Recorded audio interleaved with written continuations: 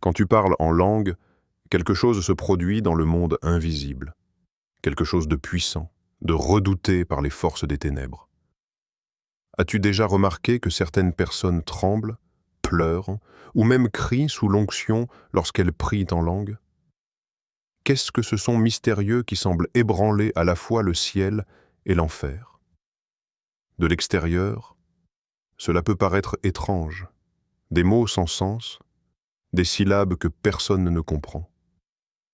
Mais dans le domaine spirituel, c'est du feu, c'est une arme. C'est le souffle même de Dieu libéré à travers un être humain. Chaque fois qu'un croyant ouvre la bouche et laisse le Saint-Esprit prendre le contrôle, l'atmosphère spirituelle change. Les chaînes commencent à trembler, les murailles s'effondrent, les démons commencent à brûler. Le parler en langue n'est pas un spectacle, ce n'est pas une émotion passagère. C'est une connexion, un canal direct entre ton esprit et le trône de Dieu. La Bible l'appelle le langage du ciel, un code divin qui contourne la compréhension humaine et libère des mystères spirituels. Première épître aux Corinthiens 14:2. Et ces mystères, ce sont des flammes spirituelles qui explosent dans le royaume des ténèbres. Souviens-toi, au jour de la Pentecôte, des langues de feu sont descendues sur les disciples. Du feu, pas un symbole, mais une puissance réelle. À partir de ce moment, ils ont parlé avec une autorité que les démons ne pouvaient plus supporter. Ce même feu brûle encore aujourd'hui, chaque fois que tu pries en langue. Chaque mot que tu prononces transporte une charge divine. Chaque souffle inspiré par l'Esprit Saint allume le monde invisible de la présence de Dieu. Alors, quand tu parles en langue, tu ne fais pas que prier. Tu libères une arme spirituelle. Tu invoques la flamme du Saint-Esprit qui révèle et consume tout ce qui n'est pas saint. Voilà pourquoi les démons ne le supportent pas, car chaque syllabe est imprégnée du sang de Jésus et chargée du feu du Saint-Esprit. Et peut-être que sans le savoir, chaque fois que tu ouvres ta bouche, le royaume des ténèbres se met à hurler de douleur. Le parler en langue n'est pas une invention moderne ni une émotion religieuse. C'est un don ancien, sacré, enraciné dans les Écritures depuis le tout premier jour où le Saint-Esprit est descendu sur les hommes. Pour comprendre sa puissance, il faut revenir là où tout a commencé, le jour de la Pentecôte. Dans Acte 2, les disciples étaient réunis dans la prière, unis dans l'attente de la promesse de Jésus. Soudain, un bruit retentit du ciel, comme un vent violent. Des langues de feu apparurent et se posèrent sur chacun d'eux. Et aussitôt, ils commencèrent à parler en d'autres langues selon que l'Esprit leur donnait de s'exprimer. Ce n'était pas une simple expérience émotionnelle, c'était la première manifestation visible du Saint-Esprit sur l'humanité rachetée. Ce jour-là, le feu de Dieu se répandit, et l'Église naquit dans la puissance. Ce signe du parler en langue fut confirmé par Jésus lui-même avant son ascension. Dans Marc 6 et verset 10-7, il déclare « Voici les miracles qui accompagneront ceux qui auront cru. En mon nom, ils chasseront les démons. Ils parleront de nouvelles langues. » Ces paroles montrent que le parler en langue n'est pas réservé à une élite spirituelle, mais à tous ceux qui croient. C'est une marque de la présence vivante du Saint-Esprit en toi, un sceau spirituel qui distingue les enfants de Dieu de ceux du monde. Plus tard, dans ses lettres, l'apôtre Paul approfondit la signification de ce don. Dans 1 Corinthiens 14, il explique que celui qui parle en langue ne parle pas aux hommes, mais à Dieu, car personne ne le comprend. C'est un langage spirituel par lequel son esprit dit des mystères. Autrement dit, quand tu pries en langue, ce n'est pas ton intelligence naturelle qui agit, mais ton esprit connecté directement à Dieu. Paul ne rejette pas ce don, il le valorise. Je rends grâce à Dieu de ce que je parle en langue plus que vous tous. Première épître aux Corinthiens 14, 10, 8. Paul reconnaît aussi la diversité des dons spirituels. Première épître aux Corinthiens 12. Prophétie, guérison, discernement et diversité de langues. Mais il précise que toutes ces manifestations proviennent du même esprit. Le parler en langue est donc une manifestation tangible de la présence du Saint-Esprit, un signe que Dieu agit en toi et à travers toi. Dès l'origine, le parler en langue a été le langage du feu et de la puissance. Dans les actes, ce signe accompagnait souvent la conversion ou le baptême du Saint-Esprit. Quand Pierre prêcha chez Corneille, actes 10, 44 à 46, le Saint-Esprit descendit sur tous ceux qui écoutaient en la parole, car il les entendait parler en langue et glorifier Dieu. Ce phénomène se reproduit à Éphèse, acte 19, 6. Paul leur imposa les mains et le Saint-Esprit vint sur eux, et ils parlaient en langue et prophétisaient. Ainsi, de Jérusalem à Éphèse, de Pierre à Paul, le parler en langue fut le signe constant du feu de Dieu agissant dans l'Église primitive. Il ne s'agissait pas seulement de communication, mais de transformation spirituelle. Le langage des hommes céda la place au langage de Dieu. Les limites du naturel furent brisées par la puissance du surnaturel.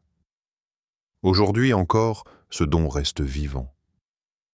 Il n'a pas disparu avec les apôtres, car le Saint-Esprit n'a jamais cessé d'être à l'œuvre. Là où le feu de la Pentecôte brûle, les langues du ciel continuent de couler.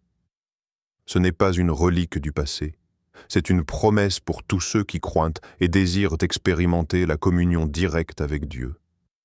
Le parler en langue n'est pas un simple langage humain, c'est une langue céleste, un code divin que seul l'Esprit de Dieu comprend pleinement.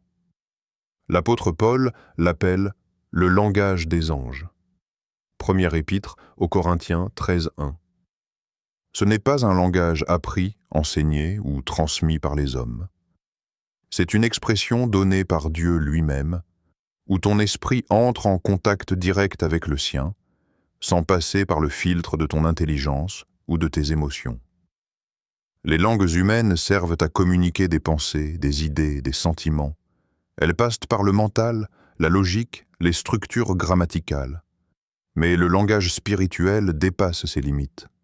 Il ne vient pas du cerveau, il jaillit du cœur profond, de cette partie invisible de toi que la Bible appelle l'esprit de l'homme. Lorsque tu parles en langue, tu ne réfléchis pas, tu transmets, tu ne construis pas un message, tu relâches une vibration divine qui met en mouvement le royaume de Dieu. Paul l'explique clairement. Celui qui parle en langue ne parle pas aux hommes, mais à Dieu, car personne ne le comprend.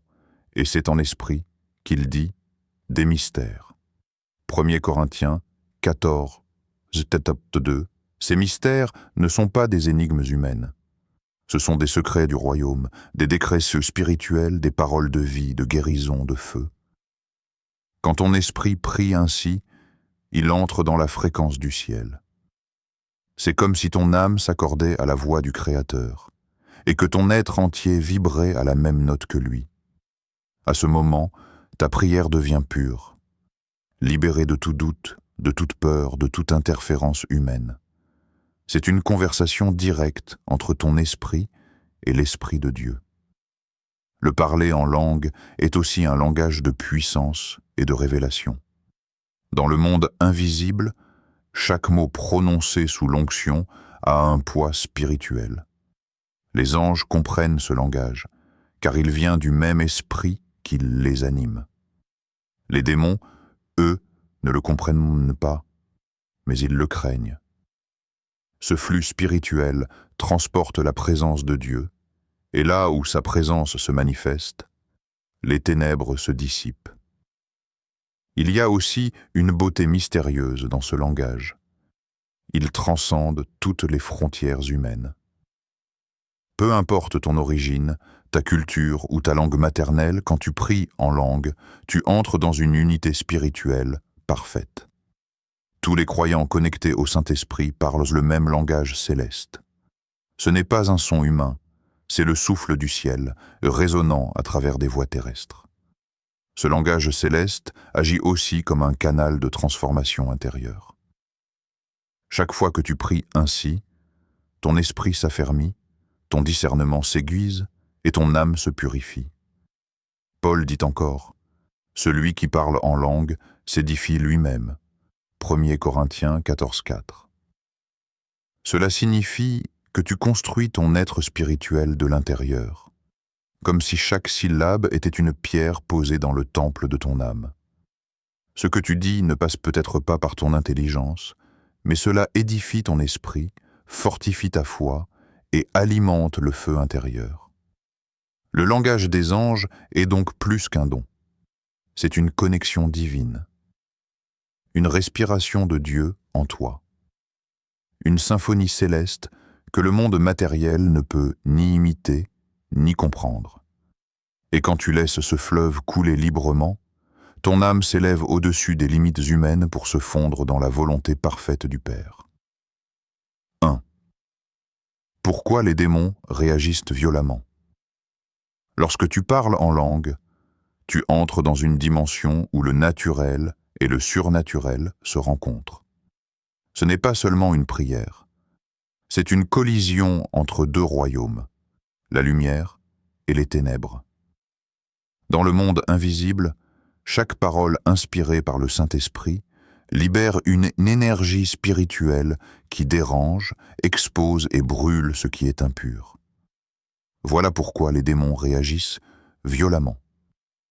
Parce que le feu de Dieu se met à agir. Les démons ne craignent pas les prières répétées sans foi. Ils ne tremblent pas devant les discours religieux. Mais ils reconnaissent immédiatement la voix du feu, celle qui vient du trône de Dieu. Et le parler en langue est cette voix. Ce n'est pas ton raisonnement, ni ton émotion. C'est l'Esprit de Dieu qui parle à travers toi. Chaque syllabe devient comme une étincelle divine qui pénètre les ténèbres et détruit les œuvres du diable. Souviens-toi de ce que dit la parole. Notre Dieu est un feu dévorant. Hébreux 12, 29. Quand tu pries en langue, tu te connectes directement à ce feu dévorant. Tu deviens un canal vivant par lequel ce feu coule dans le monde spirituel. C'est ce feu qui purifie, qui éclaire, mais aussi qui consume les forces des ténèbres. Ce feu n'est pas figuratif. Il est réel, spirituellement tangible. Dans la sphère invisible, il brûle tout ce qui est contraire à la nature sainte de Dieu. Les démons détestent ce feu parce qu'il révèle leur présence. Ils démasquent leurs mensonges, brisent leurs chaînes et consument les forteresses qu'ils ont érigées dans les âmes. Quand un croyant se met à parler en langue, il ne comprend peut-être pas ce qu'il dit, mais l'enfer, lui, comprend qu'il est attaqué. Les sons spirituels, libérés dans la prière, deviennent des flammes invisibles qui s'élèvent comme des épées de lumière. Chaque mot prononcé sous l'onction du Saint-Esprit porte une vibration de puissance qui désintègre les ténèbres. Dans l'évangile de Marc, Jésus a dit « En mon nom, ils chasseront les démons. Ils parleront de nouvelles langues. » Marc 16, 17, remarque le lien. Parler en langue et chasser les démons apparaissent côte à côte. Pourquoi? Parce que ces deux réalités procèdent du même feu. Le Saint-Esprit, qui inspire le langage céleste, est le même esprit qui fait fuir les esprits impurs. Là où il se manifeste, les démons n'ont plus de place. Quand tu pries en langue, tu invites sa présence à descendre. Et la présence du Saint-Esprit est intolérable pour les puissances du mal. C'est pourquoi, dans de nombreuses délivrances spirituelles, les manifestations deviennent plus fortes quand quelqu'un se met à prier en langue. Les démons se tordent, crient ou s'agitent, non pas à cause de la personne, mais à cause du feu qu'ils sentent s'approcher. Ce feu, c'est la gloire de Dieu. Ce feu, c'est la lumière du Christ qui expose ce qui était caché. Dans le monde spirituel, le parler en langue agit comme un projecteur divin. Il éclaire les zones obscures et brûle tout ce qui n'est pas de Dieu. Souviens-toi. Le diable a peur de ce qu'il ne peut pas contrôler. Le langage des langues est un mystère qu'il ne comprend pas. Quand tu pries, dans ta langue naturelle, il peut entendre tes mots et tenter d'y résister. Mais quand tu pries en langue, ton esprit parle directement à Dieu, sans intermédiaire, sans traduction possible. C'est une communication cryptée entre ton âme et le ciel, et cela met le chaos dans les rangs de l'ennemi. C'est pour cela que certaines batailles spirituelles ne se gagnent pas seulement par des prières logiques ou intellectuelles, mais par le feu du parler en langue. Ce feu pénètre les endroits où les mots humains n'ont plus d'effet. Il nettoie, il purifie, il libère. Chaque minute passée à prier en langue est une minute où le feu du ciel descend dans ton environnement spirituel. Quand tu laisses ce feu agir, les démons ne peuvent pas rester calmes. Ils brûlent, pas au sens physique, mais dans une souffrance spirituelle. La lumière de Dieu est insupportable pour eux. Comme les ténèbres fuient devant le soleil, les esprits impurs fuient devant le feu du Saint-Esprit. Et plus tu laisses ce feu couler à travers toi, plus la présence de Dieu devient intense, jusqu'à transformer toute atmosphère autour de toi. Alors, n'éteins pas ce feu. Ne retiens pas ce langage. Quand tu pries en langue, tu n'émets pas de simples sons. Tu libères une flamme spirituelle, une arme céleste, une fréquence divine qui fait trembler l'enfer. Chaque mot est un éclair. Chaque syllabe, une flèche de feu. Chaque prière, une explosion de lumière.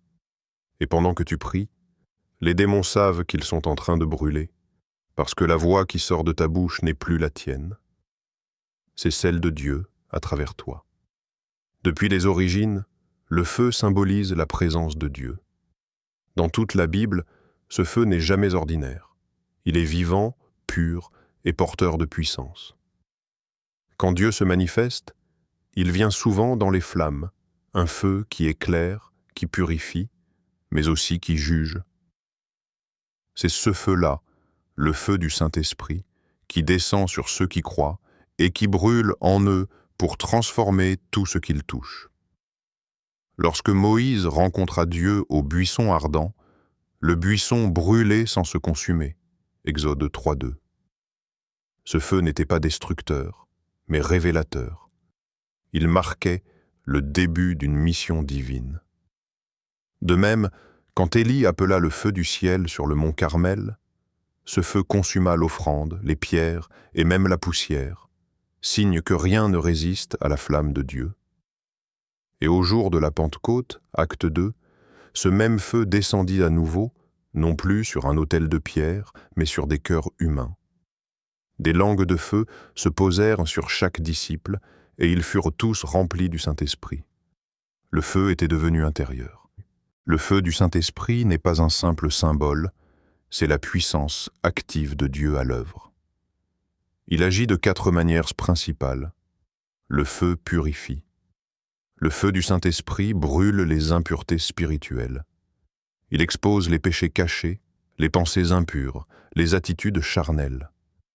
Comme l'or est purifié par la flamme, ton âme est raffinée par sa présence.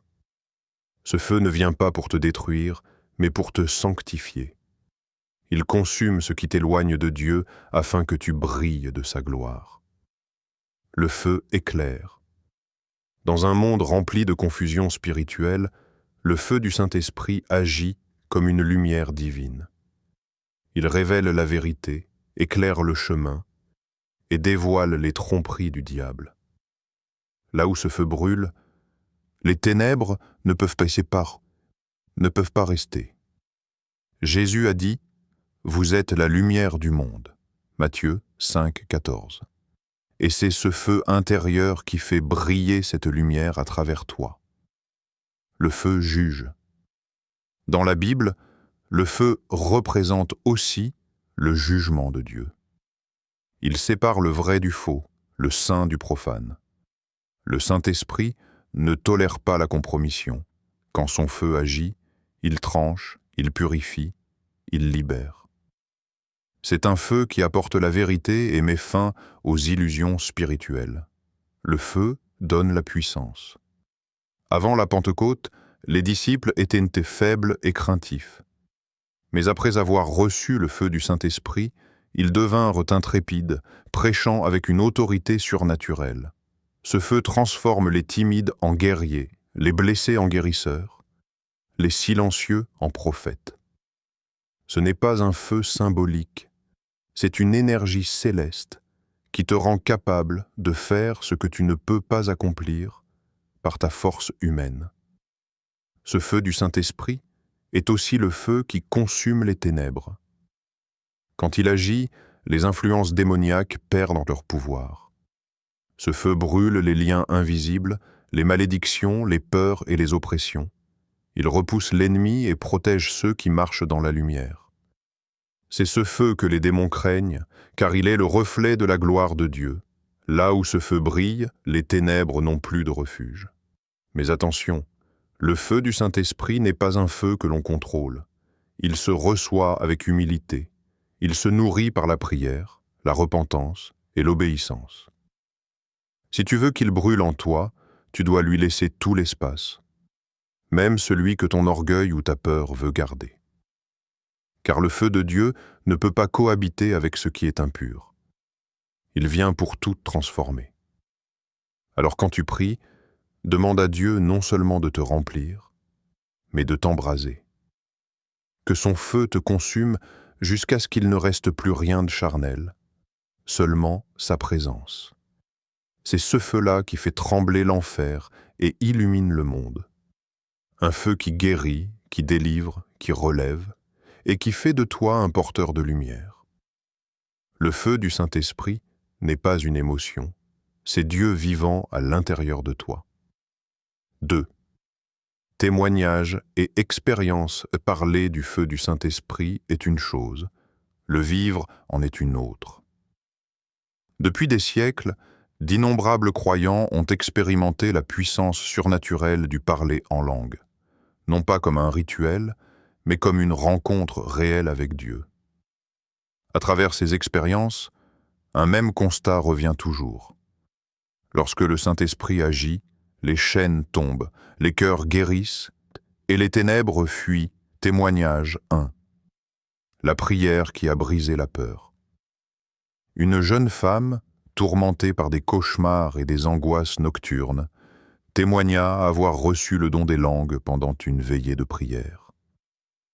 Au début, les sons lui semblaient étranges, incohérents. Mais plus elle priait, plus elle ressentait une chaleur intérieure, une paix qu'elle n'avait jamais connue. Cette nuit-là, les cauchemars cessèrent. Les attaques spirituelles disparurent. Elle comprit plus tard que pendant qu'elle priait en langue, le Saint-Esprit combattait pour elle et que les ténèbres reculaient devant la flamme de Dieu. Ce n'était pas elle qui se battait, c'était le feu de Dieu en elle. Témoignage 2. Le feu dans la salle de prière. Dans une église d'Afrique de l'Ouest, un groupe de croyants priait pour un homme oppressé depuis des années par des esprits de confusion et de colère. Alors que plusieurs priaient en langues autour de lui, quelque chose changea dans l'atmosphère. L'homme tomba à genoux, tremblant, criant « Ça brûle! Ça brûle !» Les intercesseurs continuèrent à prier, et bientôt, il se mit à pleurer, puis à rire de joie. Quand il se releva, il déclara « Je sens comme une lumière dans mon cœur. » Ce jour-là, il fut complètement délivré. Les mots qu'il ne comprenait pas avaient été comme des flammes invisibles brûlant les chaînes spirituelles qui l'emprisonnaient. Témoignage 3. La prière d'un soldat spirituel. Un pasteur raconta qu'après des années de ministère, il s'était senti vidé, sans force, comme si la flamme s'était éteinte. Il décida de passer une nuit entière à prier en langue, sans demander, sans réfléchir, juste laisser l'esprit parler. Au bout de plusieurs heures, il sentit une intensité spirituelle monter en lui, comme un courant d'électricité céleste. Ses larmes coulaient, sans qu'il sache pourquoi. Au matin, il se sentait renouvelé, fort, rempli d'une puissance qu'il n'avait pas connue depuis longtemps. Plus tard, il déclara « Quand je prie en langue, c'est comme si Dieu rechargeait mon âme. Ce feu ne s'éteint jamais tant que je le laisse brûler. » Témoignage 4. Une délivrance silencieuse. Une autre femme raconta qu'un jour, en prière personnelle, elle s'était mise à parler en langue sans l'avoir cherché. En quelques minutes, elle sentit un poids immense quitter sa poitrine, comme si quelque chose la libérait de l'intérieur. Pendant plusieurs jours, elle pleura de gratitude. Elle réalisa plus tard qu'elle avait vécu une délivrance intérieure sans qu'aucune main ne soit posée sur elle. Ce n'était pas un cri, ni un combat extérieur. C'était la douce puissance du Saint-Esprit opérant dans le silence. Témoignage 5. Le feu collectif dans certains rassemblements de prière, des centaines de croyants prient en langue d'une seule voix. Le son est indescriptible, comme une vague de puissance spirituelle. Ceux qui y assistent parlent d'un sentiment d'unité et de présence divine si intense que beaucoup tombent à genoux, d'autres pleurent ou rient sous l'onction. Les observateurs disent souvent « On sent littéralement le feu dans la salle ». Ce feu n'est pas visible, mais il est ressenti. Il enveloppe, guérit, console et rallume la foi. C'est le Saint-Esprit, le même feu de Pentecôte, se répandant encore aujourd'hui parmi son peuple. Ces expériences, vécues sur tous les continents, dans toutes les cultures, témoignent d'une même vérité. Le parler en langue n'est pas une simple émotion religieuse. C'est une manifestation du feu vivant de Dieu. Là où ce feu agit, les démons sont démasqués. Les malades guérissent, les cœurs se relèvent. C'est un langage qui dépasse les mots, un cri d'amour entre le Créateur et ses enfants. Chaque fois que tu laisses ce fleuve couler, tu entres dans ce que beaucoup ont expérimenté avant toi. Le lieu sacré où le feu descend, où la paix s'installe, et où le ciel embrasse la terre. Le parler en langue est un phénomène à la fois spirituel et profondément humain. Il unit deux mondes que l'on oppose souvent, le mystère de la foi et la réalité du fonctionnement de l'esprit humain. Pour le croyant, ce don n'est pas une perte de contrôle, mais une coopération surnaturelle entre l'esprit de Dieu et l'esprit de l'homme. Pour le psychologue, il s'agit d'un état de conscience altéré, une forme de communication spirituelle où le cerveau entre dans un mode différent, libéré du raisonnement rationnel. Les deux visions ne s'opposent pas. Elles se complètent sur le plan spirituel selon les Écritures. Lorsque tu parles en langue, c'est ton esprit qui prie. Première épître aux Corinthiens 14:14. Cela signifie que ta conscience spirituelle prend le dessus sur ton intellect. Le Saint-Esprit inspire ton esprit, et ton esprit exprime ses impulsions à travers ta bouche. Ce processus t'amène dans une prière pure, libérée des filtres humains, une prière que Dieu comprend sans qu'elle ait besoin d'être traduite. Spirituellement, c'est un moment d'abandon. Tu ne cherches plus à diriger la prière. Tu laisses Dieu prier en toi et par toi.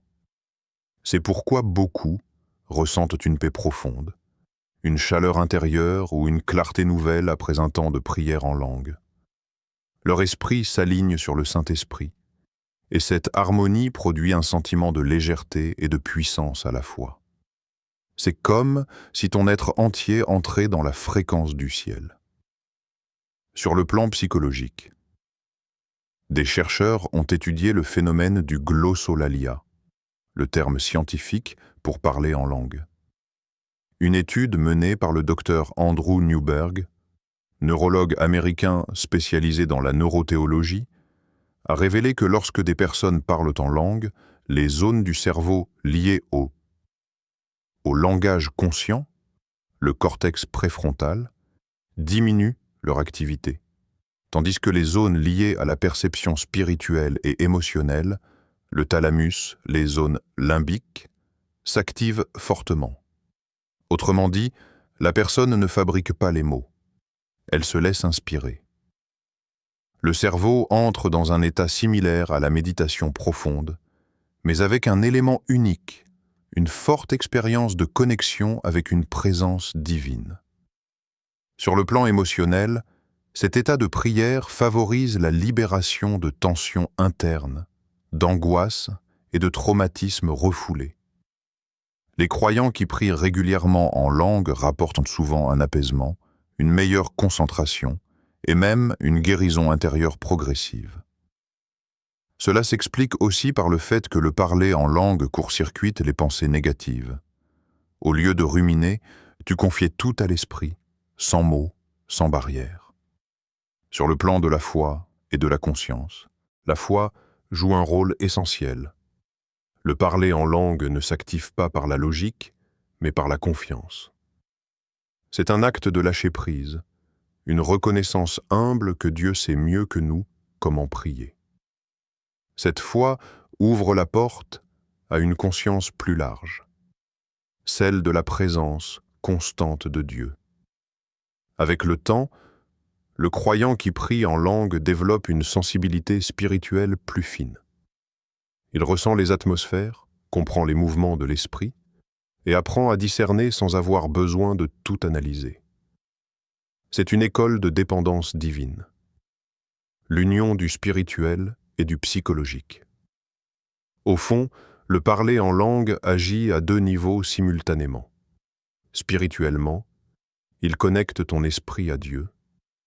Psychologiquement, il libère ton âme des blocages émotionnels et mentaux. C'est une synergie parfaite entre la foi et la science, entre le feu divin et la biologie humaine. L'homme devient alors un instrument entre les mains de Dieu, son corps servant de canal à une puissance qui le dépasse. Le résultat ? Une paix que le monde ne peut pas expliquer. Une force intérieure qui ne vient pas de la volonté, mais de la présence. Et une transformation durable à la fois dans le cœur, dans l'esprit et même dans le corps. Troisième. Comment développer le don de parler en langue ? Le parler en langue n'est pas réservé à quelques élus spirituels. C'est un don que le Saint-Esprit veut offrir à tous ceux qui croient et qui désirent une relation plus intime avec Dieu. Mais comme tout don spirituel, il se reçoit dans un cœur préparé, pas par la force, mais par l'ouverture, la foi et la communion. 1. Cultive l'intimité avec Dieu. Le parler en langue ne vient pas d'une émotion, mais d'une profonde intimité avec le Saint-Esprit. Commence chaque jour dans le silence, en cherchant la présence de Dieu plus que ses dons. Dis simplement, « Seigneur, je veux te connaître davantage. Fais-moi entrer dans ton feu. » Plus tu passes du temps dans sa présence, plus ton cœur devient sensible à son souffle. C'est souvent dans ces moments de paix que le don se manifeste naturellement, sans effort, sans peur. 2. Prie avec foi, pas avec tension. La foi n'est pas une force qu'on fabrique, c'est une confiance tranquille. Ne cherche pas à forcer les mots ou à imiter quelqu'un. Laisse simplement venir ce que l'esprit te donne. Au début, cela peut sembler étrange, mais rappelle-toi, c'est ton esprit qui parle, pas ton cerveau. Même quelques syllabes simples sont précieuses, car elles sont inspirées. Continue à prier avec humilité, et le flux deviendra plus fluide avec le temps. La clé, c'est la foi. Croire que Dieu agit, même quand tu ne comprends pas. 3. Sois obéissant à la voix de l'esprit. Quand tu ressens une impulsion intérieure, un élan dans ton cœur pour prier, ne la repousse pas. L'Esprit de Dieu est doux, mais persistant. Obéir à ses petites invitations, C'est comme ouvrir les portes du fleuve. Plus tu réponds, plus le courant devient fort.